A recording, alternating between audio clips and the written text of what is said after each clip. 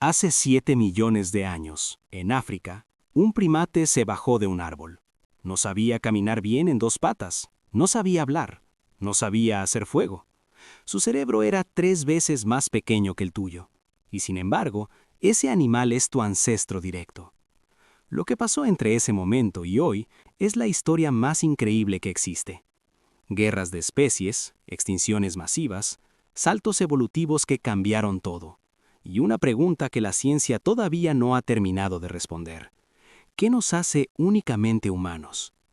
En los próximos 12 minutos vas a entender 7 millones de años de evolución humana, desde el primer primate bípedo hasta el Homo sapiens que escucha esto ahora mismo, sin religión, sin política, solo ciencia y hechos. Primero, destruye un mito.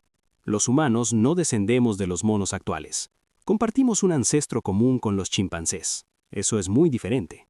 Los chimpancés y los humanos somos como dos primos que tuvieron el mismo abuelo. Ninguno descendió del otro. Hace aproximadamente 7 millones de años, ese ancestro común se dividió en dos líneas. Una línea llevó a los chimpancés modernos. La otra llevó eventualmente a nosotros. Y entre ese punto de separación y el Homo sapiens que escucha esto ahora mismo, hubo docenas de especies intermedias, muchas extinciones y cambios brutales en el planeta que forzaron cada salto evolutivo. El motor de todo esto es la selección natural. No hay plan, no hay dirección, no hay meta. Las mutaciones genéticas ocurren aleatoriamente. Las que ayudan al individuo a sobrevivir y reproducirse se transmiten a la siguiente generación. Las que no ayudan, desaparecen. Millones de años de ese proceso con presión constante del ambiente, el clima, los depredadores y la competencia entre especies produjeron al ser humano moderno. No porque fuera el destino, sino porque funcionó. Vamos al núcleo de la evolución humana. 3 saltos que lo cambiaron todo: el bipedismo, el cerebro grande y el lenguaje simbólico. Estos 3 cambios, separados por millones de años, son los que convirtieron a un primate ordinario en el animal más dominante que ha existido en la Tierra. El bipedismo primero. Caminar en 2 patas parece simple, pero fue revolucionario. Liberó las manos. Si no necesitas las manos para caminar, puedes usarlas para otras cosas. Cargar comida, hacer herramientas, lanzar objetos. Además, al estar erguido, el cuerpo se calienta menos bajo el sol africano. Puedes recorrer distancias enormes sin sobrecalentarte. Eso fue una ventaja brutal en las sabanas abiertas de África. El bipedismo no fue perfecto desde el principio. Tardó millones de años en refinarse. Pero una vez que empezó, no paró. El cerebro grande después. A medida que las especies del linaje humano evolucionaron, sus cerebros crecieron. No de golpe, gradualmente. Pero el patrón es claro. Hace 2 millones de años, el cerebro promedio de nuestros ancestros era de 600 centímetros cúbicos. Hoy el tuyo tiene 1350. Ese cerebro más grande permitió herramientas más complejas, estrategias de caza más sofisticadas, vida social más compleja y, eventualmente, lenguaje. Y el lenguaje simbólico al final. Este es el salto más grande. No solo comunicarse, sino comunicar cosas abstractas. Pasado, futuro, historias, mitos, planes. Cuando los humanos pudieron hacer eso, todo cambió. Podíamos cooperar a escalas imposibles para cualquier otro animal. Podíamos transmitir conocimiento acumulado entre generaciones. Podíamos crear cultura. Ahora las etapas cronológicas. Las especies que llevaron del primate al humano moderno. Etapa 1. Los Australopithecus, de 4 millones a 2 millones de años atrás. El más famoso es Lucy, un esqueleto encontrado en Etiopía en 1974. Australopithecus afarensis. Vivió hace 3 millones y medio de años. Medía poco más de 1 metro. Caminaba en 2 patas, pero todavía pasaba tiempo en los árboles. Su cerebro era pequeño, similar al de un chimpancé. No usaba herramientas de piedra, pero ya era bípedo. Ya había dado el primer paso, literalmente, hacia lo que vendría después. Los Australopithecus dominaron África durante millones de años. Eran exitosos, adaptados, pero no eran humanos todavía. Etapa 2. El Homo habilis, de 2 millones y medio a 1 millón y medio de años atrás. Aquí empieza el género Homo, el primero en usar herramientas de piedra de forma sistemática. Piedras talladas para cortar carne, romper huesos y acceder al tuétano. Una fuente de grasa y proteína que otros animales no podían aprovechar. El Homo habilis tenía un cerebro más grande que los Australopithecus, alrededor de 650 centímetros cúbicos. No hablaba probablemente, pero podía planear, podía anticipar. Eso lo hizo más eficiente que cualquier especie anterior. Etapa 3. El Homo erectus, de 1.900.000 a 110.000 años atrás. Esta es una especie extraordinaria. La primera en salir de África. El Homo erectus llega a Asia, a Europa, se expande por el mundo. Vive por casi 2 millones de años, más tiempo que cualquier otra especie del género Homo. Descubre el fuego o al menos aprende a controlarlo.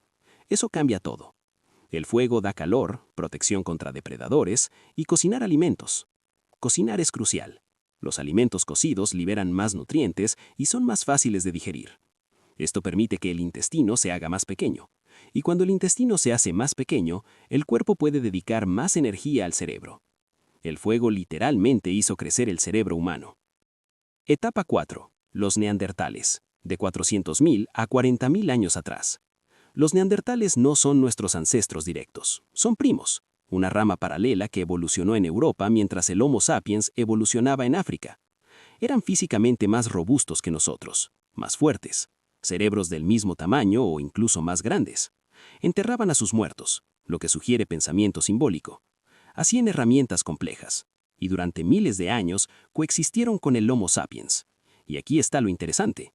No solo coexistieron, se reprodujeron. Si eres de ascendencia europea o asiática, tienes entre 1 y 4% de ADN neandertal en tu cuerpo. No somos tan diferentes. Etapa 5. El Homo sapiens, desde hace 300.000 años hasta hoy. Nuestra especie aparece en África aproximadamente 300.000 años. Pero durante cientos de miles de años no somos especialmente dominantes. Hay otras especies humanas conviviendo. Neandertales en Europa, Homo erectus en Asia, los misteriosos denisovanos en Siberia. El mundo tiene múltiples especies humanas al mismo tiempo. Luego, hace 70.000 años, algo pasa. Un salto cognitivo que los arqueólogos llaman la revolución del comportamiento moderno. Explosión de arte, ornamentos, herramientas más sofisticadas, comercio a larga distancia. El Homo sapiens de repente empieza a comportarse de forma radicalmente diferente. Y en los siguientes 30.000 años, todas las demás especies humanas desaparecen. Los neandertales se extinguen, el Homo erectus se extingue, los denisovanos se extinguen, solo queda el Homo sapiens. Solos en el planeta, por primera vez. Ahora las preguntas incómodas que la ciencia todavía debate. Primero, ¿por qué desaparecieron los neandertales? Hay dos teorías principales. Una dice que el Homo sapiens los exterminó, que éramos más inteligentes, teníamos mejores armas, estrategias de caza superiores y simplemente los superamos en recursos hasta que se extinguieron. La otra teoría dice que nos mezclamos con ellos gradualmente hasta que fueron absorbidos genéticamente. La verdad probablemente es una combinación de ambas. Competencia, mezcla y cambio climático que redujo sus territorios. No hubo una guerra apocalíptica. Fue una extinción lenta, de miles de años, donde simplemente fuimos reemplazándolos. Segunda pregunta incómoda. ¿Qué causó el salto cognitivo de hace 70.000 años? Nadie lo sabe con certeza. Una teoría dice que fue una mutación genética en el área del lenguaje del cerebro, que de repente pudimos procesar información simbólica de una forma nueva. Otra teoría dice que fue una catástrofe. La erupción del supervolcán Toba en Indonesia, hace 74.000 años, casi extingue a la humanidad. La población humana cayó a quizás 10.000 individuos. Solo los más creativos, los más adaptables, sobrevivieron. Y ese cuello de botella evolutivo seleccionó las mentes más ingeniosas. Tercera pregunta. ¿Somos el producto final de la evolución? No. La evolución no para. Seguimos cambiando. Más lento porque nuestra tecnología nos protege de muchas presiones naturales, pero cambiando. Y con la llegada de la edición genética, la inteligencia artificial y los implantes neurológicos, la siguiente etapa de la evolución humana puede no ser biológica, puede ser tecnológica. El Homo sapiens podría ser el último humano puramente biológico de la historia. Entonces, ¿qué te llevas de 7 millones de años de evolución humana? 1. No descendemos de los monos actuales. Compartimos un ancestro común.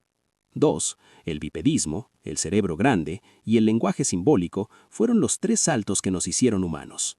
3. No fuimos siempre la única especie humana. Convivimos con neandertales, denisovanos y otras especies. 4. El salto cognitivo de hace 70.000 años nos convirtió en dominadores del planeta en muy poco tiempo. Y 5. La evolución no terminó. Seguimos cambiando. Estás aquí porque millones de generaciones antes que tú sobrevivieron. Cada uno de tus ancestros, sin excepción, vivió lo suficiente para reproducirse. En un mundo sin medicina, sin tecnología, con depredadores, enfermedades, hambre y competencia brutal. Todos sobrevivieron.